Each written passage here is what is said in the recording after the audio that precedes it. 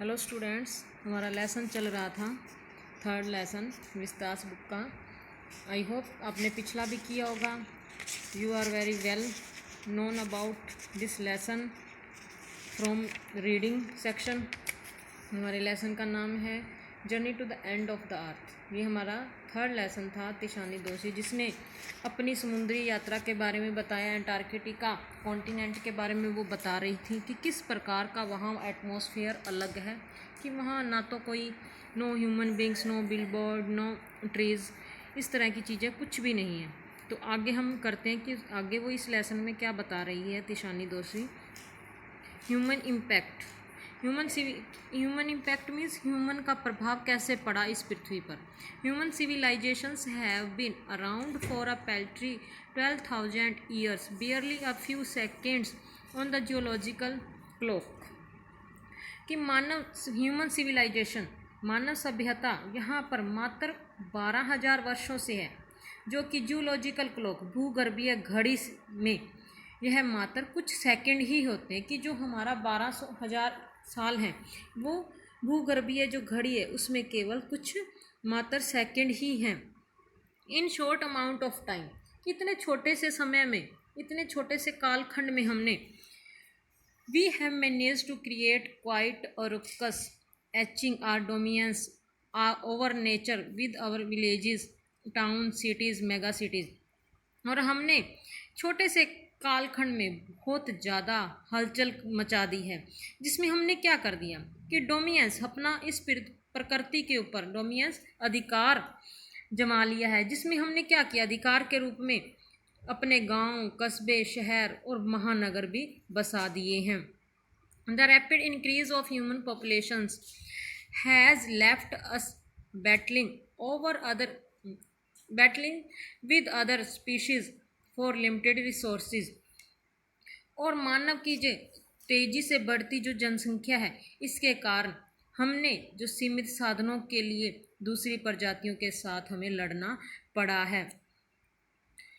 And the unmitigated burning of fossil fuels, और लगातार जो हम खनिज तेलों का प्रयोग कर रहे हैं, जो नेचुरल रिसोर्सेज का प्रयोग कर रहे हैं, unmitigated burning of fossil fuels has now created a blanket of carbon dioxide around the world।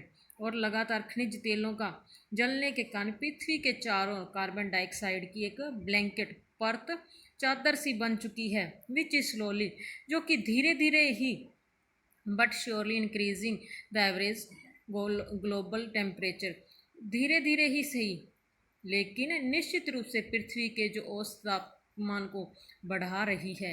जो लगातार हम ये जो इंडस्ट्रीज तेलों का इस खपत कर रहे हैं, जिसके कारण ग्लोबल टेम्परेचर बढ़ रहा है।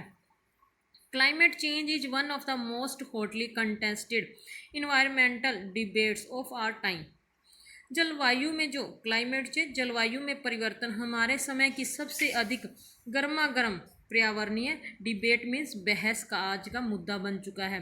Will the West Antarctic ice sheet melt entirely, क्या पश्चिमी अंटार्कटिका की जो बर्फ की परत है वो पूरी तरह पिघल जाएगी। Will the Gulf Stream ocean current be disrupted, क्या जो इस ओशन में जो बर्फ है वो टूट जाएगी। Will it be the end of the world, कि जिससे संसार का अंत हो जाएगा। एज वी नो, जैसा कि हम समझते हैं। मे बी, हो सकता है ऐसा, मे बी नोट, और हो सकता है ऐसा ना हो। Either way Antarctica is a crucial element in this debate, और दोनों में से कुछ भी हो, पर अंटार्कटिका हमारी बहस का एक महत्वपूर्ण एलिमेंट, तत्व बन चुका है। Not just because it is the only place in the world which has never sustained a human population and therefore remains relatively pristine in this respect। यह इसलिए नहीं कि, न केवल इसलिए कि संसार में एकमात्र यही स्थान है जिस पे मनुष्य मानव जनसंख्या का कभी भी पोषण नहीं किया, और या इसलिए कि इस बारे में यह अन्य स्थानों की तुलना में पहले जैसा स्वच्छ है। मोर but more importantly because it holds in its ice cores half million years old carbon records trapped in its layers of ice।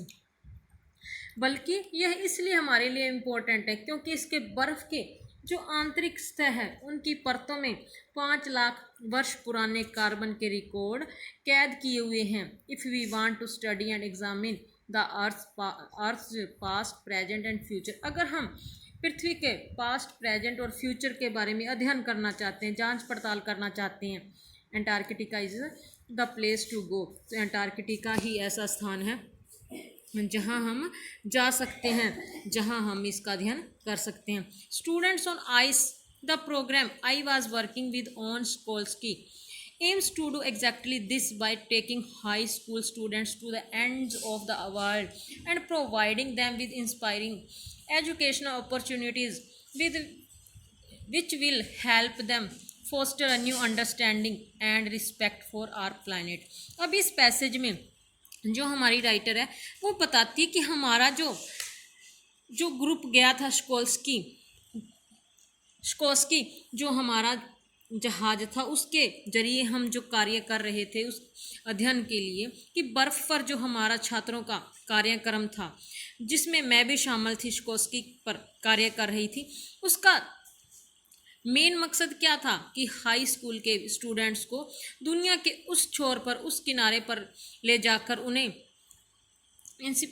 Inspiring education opportunities कि उन्हें प्रेरणाजनक शैक्षणिक अवसर प्रदान करना था जिससे वो अपने इस प्लैनेट के प्रति समझ, अंडरस्टैंडिंग एंड रिस्पेक्ट की अपनी ग्रह इस प्लैनेट के प्रति नई चेतना और आदर पैदा होने में उन्हें सहायता मिल सके, ताकि इस प्लैनेट को, इस पृथ्वी को बचाने में, सुरक्षित रखने में वो नए नए कदम उठा सकें इस एंटार्कटिका को देखकर, समझकर।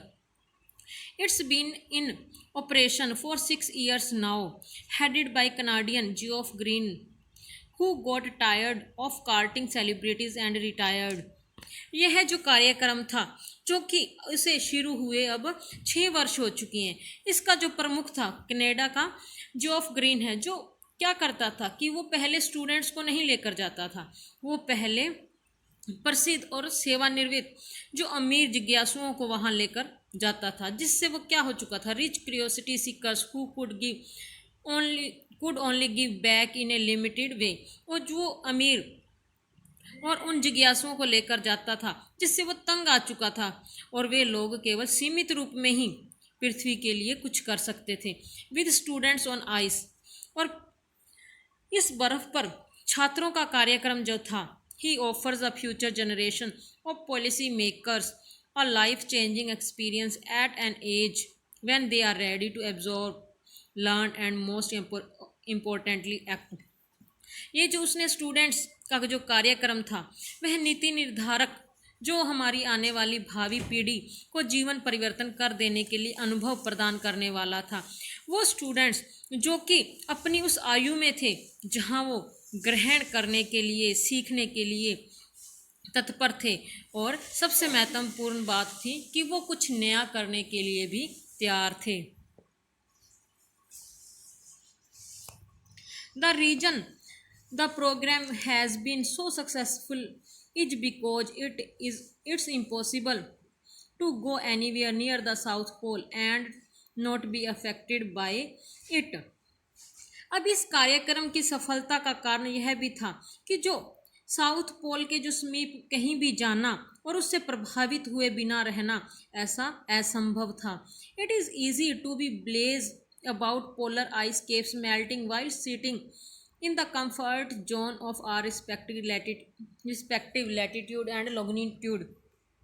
और अपने लॉन्गिट्यूड और लैटिट्यूड और लॉन्गिट्यूड की अक्षांश और देशांतर रेखाओं पर आराम से बैठकर ध्रुवीय जो हिम शिखर थे, आइस कैप्स हिम शिखर थे, शिखरों के पिघलने के बारे में उदासीन होना आसान सा है कि उन ध्रुवों के ऊपर बैठकर इन बर्फ़ों की परतों को पिघलते हुए देखना, उससे निराशाजनक स्थिति पैदा होती है।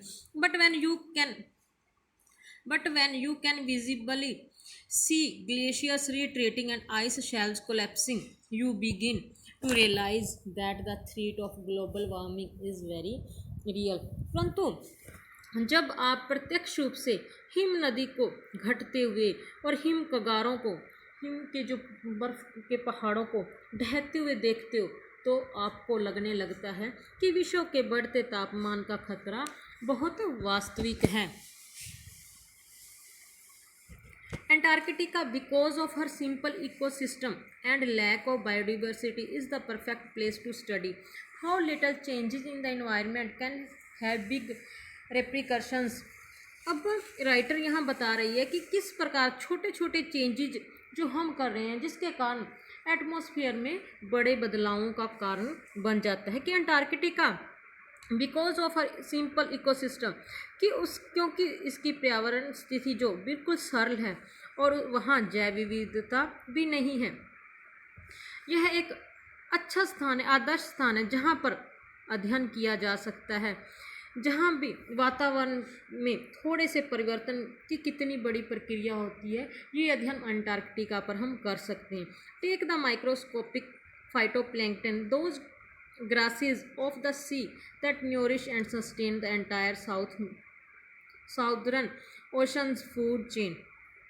अगर हम बिल्कुल छोटे अति सूक्ष्म फाइटोप्लैंक्टन का उदाहरण ले लें, जो कि फाइटोप्लैंक्टन क्या चीज़ें हैं कि वे एक समुद्री घास है जो दक्षिणी महासागरों की समस्त भोजन की श्रृंखलाओं का कार्य करते हैं, जो कायम रखते हैं। फूड चेन क्या होता है कि जो आप साइंस में पढ़ते हो कि किस प्रकार पौधों को जानवर खाते हैं, उन जानवरों को दूसरे जानवर खाते हैं और उन दूसरे जानवरों को आगे खाते हैं, तो इस तरह एक फूड चेन बन जाती है।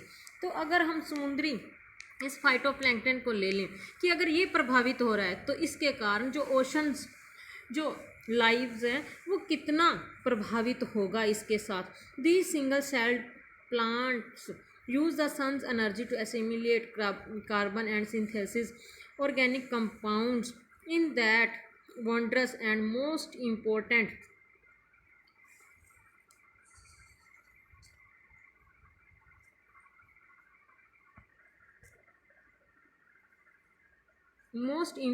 of process called photosynthesis। कि ये जो छोटे पौधे हैं जो one sailed single celled plant की एक कोशिकीय जो पौधे हैं सूर्य की ऊर्जा का प्रयोग करके कार्बन को पचाकर ऑर्गेनिक यौगिक बनाने का कार्य उस महत्वपूर्ण और चमत्कारी प्रक्रिया से करते हैं जिसे हम क्या कहते हैं, प्रकाश संश्लेषण या फोटोसिंथेसिस प्रक्रिया कहते हैं। So students, I hope you understand very well before after my readings. अगर आपको कहीं भी समझ में नहीं आया तो वीडियो को पॉज करें और दोबारा उसे सुनें, क्योंकि ये लेसन जो है थोड़ा सा टिपिकल है और इसको समझना बहुत ज़रूरी है, क्योंकि इसमें कोई स्टोरी नहीं है, इसमें एक स्टडी है जो कि स्टडी अबाउट अंटार्कटिका के ऊपर ऐसे लिखा हुआ है कि किस प्रकार राइटर ने वहाँ महसूस किया और किस प्रकार अर्थली एक्टिविटीज़ से बिल्कुल अलग है। तो बच्चों इसको ध्यान से करना।